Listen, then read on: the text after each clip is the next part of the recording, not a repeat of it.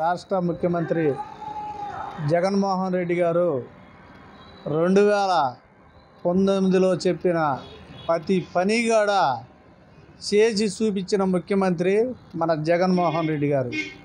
మేనిఫెస్టోలో పెట్టిన అభివృద్ధి కార్యక్రమాల కన్నా ఇంకా భిన్నంగా చేసిన ముఖ్యమంత్రి ఎవరంటే ఒక జగన్మోహన్ రెడ్డి గారే. కుల మత భేదాలు లేకుండా అందరికీ సంక్షేమం అందించిన ముఖ్యమంత్రి గారు ఎవరంటే ఒక జగన్మోహన్ రెడ్డి గారు.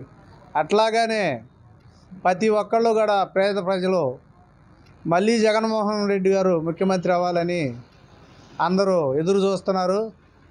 రేపు 2024 13 పోలింగ్ తేదీన జరగబోయే ఎన్నికల్లో భారీగా జగన్మోహన్ రెడ్డి గారికి ఓట్లు వేస్తారు.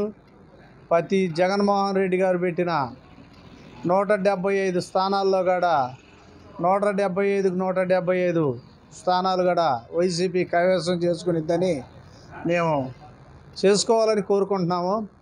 అట్లాగానే మళ్ళీ పెట్టిన 2024 మేనిఫెస్టోలో